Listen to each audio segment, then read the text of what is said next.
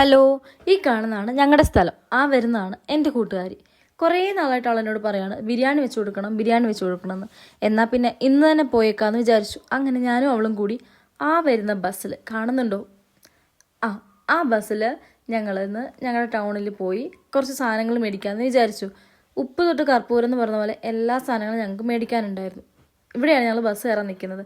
അങ്ങനെ ബസ് ഞങ്ങൾ അടുത്തേക്ക് എത്താറായി. ആ കാണുന്നതാണ് ഞങ്ങൾ ഇവിടുത്തെ ഫേമസ് ആയിട്ടുള്ള അർജുന മല എന്ന് പറയുന്നത്. മലയുടെ വിശേഷങ്ങൾ ഞാൻ പിന്നെ ഒരു വീഡിയോ ആയിട്ട് ചെയ്യുന്നതായിരിക്കും. അതുപോലെ തന്നെ ഇവിടെ കുറേയധികം റിസോർട്ടുണ്ട്. അതിലൊരു മെയിൻ ആയിട്ടുള്ള റിസോർട്ടുമാണ് നിങ്ങൾക്ക് കാണാൻ പറ്റുന്നത്. ആൻഡ് ബസ് വന്നു. ഞങ്ങളുടെ ഈ സ്ഥലം കാണാൻ വേണ്ടി കുറേയധികം ആൾക്കാർ ഇവിടെ വരാറുണ്ട്. പക്ഷേ റോഡ് മോശമായതിനാലാണ് അധികം ആൾക്കാർ ഇവിടേക്ക് എത്താത്തത്.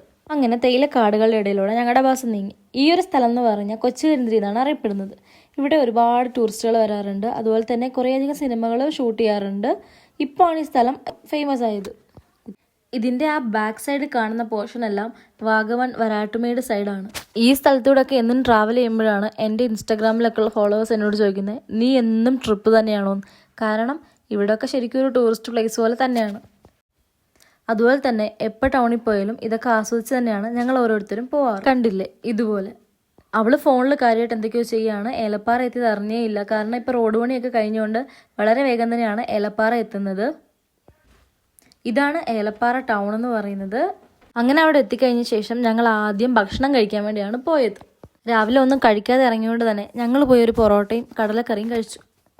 അതിനുശേഷം ഞങ്ങൾ പോയത് ഇവിടുത്തെ ഹൈ റേഞ്ച് ഹൈപ്പർ മാർക്കറ്റിലായിരുന്നു. അവിടെ പോയി ബിരിയാണിക്കുള്ള സാധനങ്ങളും ബാക്കി സാധനങ്ങൾ ഈ കാണുന്ന ഷോപ്പിൽ നിന്നും ഞങ്ങൾ വാങ്ങിച്ചു. പിന്നെ ചിക്കൻ വാങ്ങാൻ വേണ്ടി പോയി ചിക്കൻ വാങ്ങിച്ചു. അതിനുശേഷം കപ്പ വാങ്ങിച്ചു. പിന്നെ ബിരിയാണി ഉണ്ടാക്കാൻ ആവശ്യമായിട്ടുള്ള മറ്റ് സാധനങ്ങളൊക്കെ ഒന്നുപോലും വിടാതെ ഞങ്ങൾ വാങ്ങിച്ചു. അതിനിടെ അവൾ എന്നോട് പിണങ്ങി നിൽക്കുവാണ്.